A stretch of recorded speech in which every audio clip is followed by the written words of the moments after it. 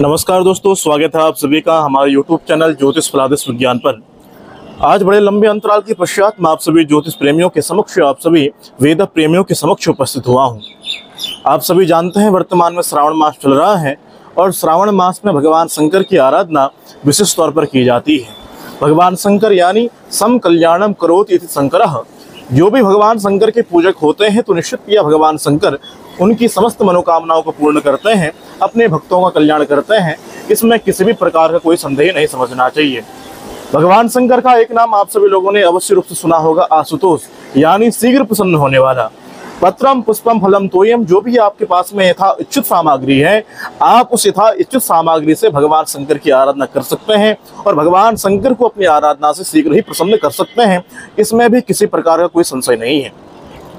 श्रावण शब्द में एक शब्द आ रहा है श्रवण, यानी इस श्रावण मास में भगवान की कथाओं को श्रवण करने का भी विशेष फल हमारे शास्त्रकारों के द्वारा बताया गया है। इसलिए अपने समय का सदुपयोग करते हुए श्रावण मास में भगवान शंकर की कथाओं को अथवा किसी भी अन्य देवताओं की कथाओं को अवश्य रूप से श्रवण करना चाहिए। इससे जीवात्मा का अवश्य रूप से कल्याण होता है। आप सभी जानते हैं वर्तमान में कांवड़ यात्रा भी चल रही है।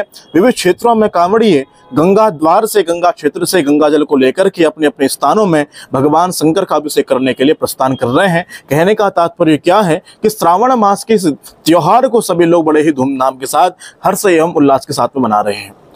आज की इस वीडियो के माध्यम से मैं आप सभी के समक्ष ज्योतिष के कुछ महत्वपूर्ण बिंदुओं पर चर्चा करने वाला हूं। अगर आपकी जन्म कुंडली का लग्न भाव कमजोर हो रहा हो, अगर आपकी जन्म कुंडली का चतुर्थ भाव कमजोर हो रहा हो, अगर आपकी जन्म कुंडली का पंचम भाव कमजोर हो रहा हो, षष्ठ भाव कमजोर हो रहा हो, कहने का तात्पर्य मान के चलिए कि अगर आपकी जन्म कुंडली के द्वादश भाव भी कमजोर हैं, तो आप श्रावण मास में भगवान शंकर की पत्रम पुष्पम फलम तोयम, जैसी आपकी श्रद्धा है अथवा जैसी आपकी शक्ति है, उस शक्ति के आधार पर आप भगवान शंकर की आराधना करते हैं तो निश्चित या भगवान शंकर की आराधना करने से आपकी समस्त प्रकार की मनोकामनाएं पूर्ण होती हैं। इसलिए आपको श्रावण मास के इस परम पावन पुनीत शुभ अवसर का लाभ उठाना चाहिए। अगर आपकी जन्म कुंडली का पंचम भाव कमजोर हो रहा हो तो आप सभी जानते हैं कि जन्म कुंडली के पंचम भाव से प्रेम के क्षेत्र में विचार किया जाता है, संतान के क्षेत्र में विचार किया जाता है। अगर आपकी जन्म कुंडली में संतान सुख कमजोर हो रहा हो, संतान प्राप्ति में बाधा उत्पन्न हो रही हो, तो आपको भगवान शंकर की आराधना करनी चाहिए। दूसरा, आप परिश्रम पूर्ण रूप से कर रहे हैं, लेकिन परिश्रम पूर्ण रूप से करने के पश्चात भी जो सफलता आपको प्राप्त होनी चाहिए थी, वो सफलता यदि आपको प्राप्त नहीं हो पा रही है तो भी आपको भगवान शंकर की आराधना करनी चाहिए थी। और यदि आपके जीवन काल में ऋण बढ़ गया है, कहने का तात्पर्य आर्थिक तंगी आ गई है, धन की स्थितियां मजबूत नहीं हो रही हैं, तब भी आप ऐसी स्थिति में शहद के द्वारा भगवान शंकर की आराधना करें तो निश्चित या इससे आपका कल्याण होगा। और अगर आपकी जन्म कुंडली में सप्तम भाव कमजोर हो रहा हो, वैवाहिक जीवन में समस्याएं आ रही हो, विवाह होने में समस्या आ रही हो, तब भी ऐसी स्थिति में आपको भगवान शंकर की आराधना करनी चाहिए। कहने का तात्पर्य क्या है, अगर आपकी जन्म कुंडली का कोई भी भाव कमजोर हो रहा हो तो आपको ऐसी स्थिति में उस भाव से संबंधित समस्याओं के निराकरण हेतु भगवान शंकर की आराधना सबसे सर्वश्रेष्ठ है। यदि आपकी जन्म कुंडली के आधार पर अष्टम भाव कमजोर हो रहा हो, मार्केश ग्रहों की दशा चल रही हो, यानी मृत्यु तुल्य कष्ट आपके जीवन पर आ रहा हो, तब भी ऐसी स्थिति में आपको भगवान शंकर की आराधना करनी चाहिए।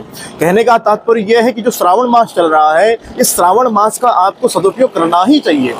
तीसरा सबसे महत्वपूर्ण पॉइंट यह है कि अगर आपकी जन्म कुंडली में चंद्रमा कमजोर हो रहे हो, ग्रहण दोष में आ रहे हो, विष योग में आ रहे हो, अथवा किसी भी रूप से चंद्रमा कमजोर हो रहे हो, तो चंद्रमा मनसो जाता, चंद्रमा मन के अधिष्ठाता देवता गए गए हैं और भगवान शंकर उसी चंद्रमा को अपने मस्तिष्क पर धारण करते हैं।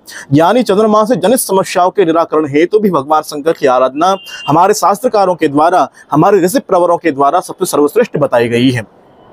अगर जन्म कुंडली में चंद्रमा कमजोर होता है तो निश्चित या ऐसा व्यक्ति कल्पना करने लगता है, डिप्रेशन, तनाव, एंजाइटी, स्ट्रेस, यानी बहुत ज्यादा कल्पनाएं करना, ओवरथिंकिंग करना और साथ ही साथ सोच के अपने आप को परेशान कर लेने वाली स्थितियां होती हैं। और आप सभी जानते हैं इस मन को निग्रह करना, यानी चंचलम मनः कृष्ण परमाति बलवद दृढ़म तस्याहम निग्रहम मन्ये वायुरिव सुदुष्करम। जिस प्रकार अपनी मुट्ठी में वायु को बंद करना कठिन है, उसी प्रकार चंचल मन को भी अपने आप में निग्रह करना बहुत कठिन बताया गया है। लेकिन भगवान शंकर की आराधना करने से आप इस चंचल मन को भी, क्योंकि मन एवं मनुष्याणाम कारणम बंध मोक्षयो, चाहे जन्म कुंडली की द्वादश भाव कमजोर ही क्यों ना हो रहे हो, लेकिन आपका मन यदि श्रेष्ठ है, यदि मन आपका यदि सर्वश्रेष्ठ हो रहा हो, प्रबल है, तो निश्चित या ऐसी स्थिति में आपको आपके जीवन काल में सफलता प्राप्त करने से कोई नहीं रोक सकता। क्योंकि मन के हारे हार है, मन के जीते जीत, मन ही मिलावे राम सो मन ही करत भजित। यानी किसी भी प्रकार की स्थिति है, सारी समस्याओं का निराकरण आपको इस श्रावण पर प्राप्त हो सकता है। इसलिए आप जहां पर भी हैं, आप अपने क्षेत्र से भगवान शंकर की आराधना करें, भगवान शंकर का अभिषेक करें। तो दर्शकों, आज की वीडियो के माध्यम से केवल सामान्य चर्चा मैंने आप सभी के समक्ष करी है। यदि आपको हमारा विषय प्रेरक लगता है तो हमारे YouTube चैनल ज्योतिष फलादेश विज्ञान को सब्सक्राइब करना मत भूलिएगा। धन्यवाद।